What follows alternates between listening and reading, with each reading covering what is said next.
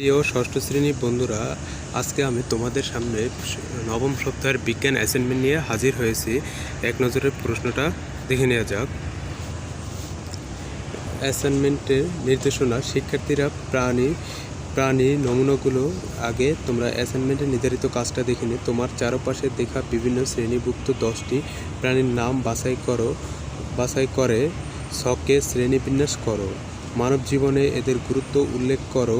এদের সম্পর্কে সচেতনতা বৃদ্ধির জন্য কী কী পদক্ষেপ নেওয়া যায় এর লক্ষ্যে একটি প্রতিবেদন তৈরি করো। আশা করি তোমরা প্রশ্নটা বুঝতে পারছো। আমি সরাসরি উত্তর পর্বে চলে যাচ্ছি। প্রিয় শিক্ষার্থী বন্ধুরা, তোমরা এখনও যারা আমার চ্যানেলটি সাবস্ক্রাইব করোনি, এখনই সাবস্ক্রাইব করে নাও। লাল বাটনে ক্লিক করে অল বাটনে প্রেস করে দাও। আর প্রতি সপ্তাহের অ্যাসাইনমেন্ট এখানে দেওয়া আছে, তোমাদের প্রয়োজন মতো অ্যাসাইনমেন্টগুলো দেখে নেবে।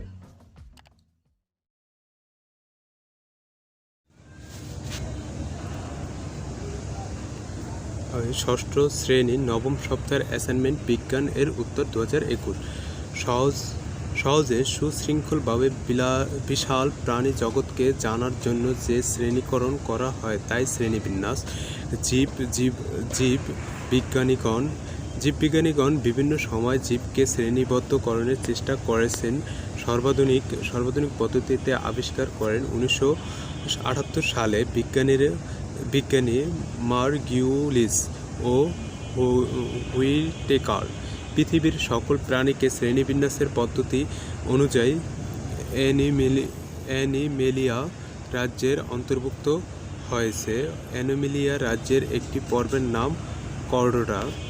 কর্ডোটা পর্বের সকল প্রাণীকে মাত্র দুই ভাগে ভাগ করা যায়, যথা অমেরুদণ্ডী ও মেরুদণ্ডী প্রাণী। আমাদের চারপাশে দেখা বিভিন্ন শ্রেণীভুক্ত 10টি প্রাণীর নাম: মেরুদণ্ডী প্রাণীর ভিতরে গরু, মৌমাছি, রেশম পোকা, রুই মাছ, চিংড়ি মাছ, কোকিল, হাঁস, কুকুর, বিড়াল, টিকটিকি। এবং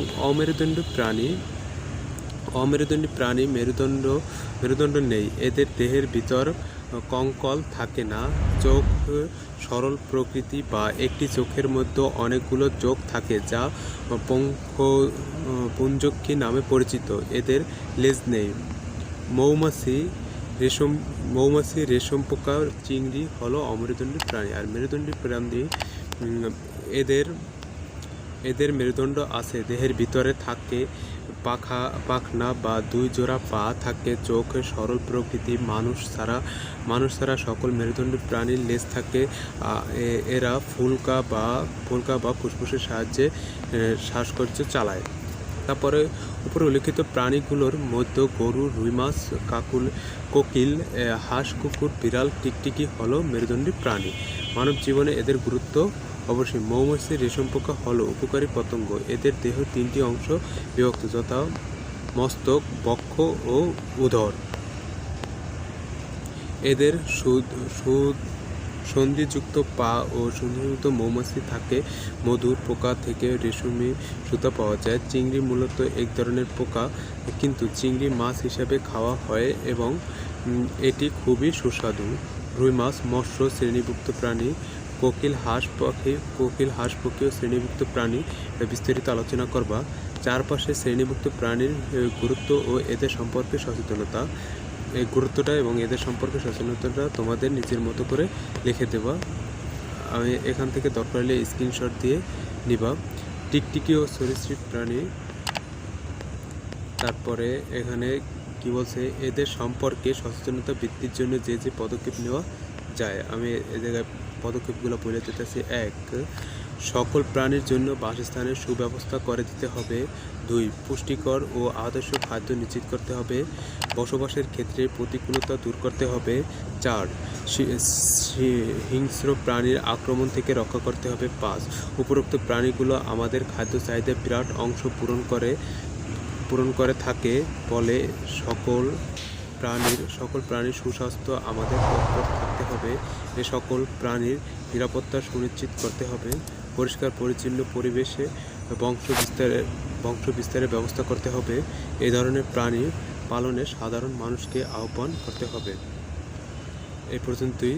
আশা করি ভিডিওটা তোমরা বুঝতে পারছো এবং তোমাদের অ্যাসাইনমেন্টটা যদি না বুঝো আমার সাথে যোগাযোগ করতে পারো এবং কমেন্টে তোমাদের মতামত জানাতে পারো। আর যারা এখনও আমার চ্যানেলটি সাবস্ক্রাইব করেনি এখনই আমার চ্যানেলটি সাবস্ক্রাইব করে নাও।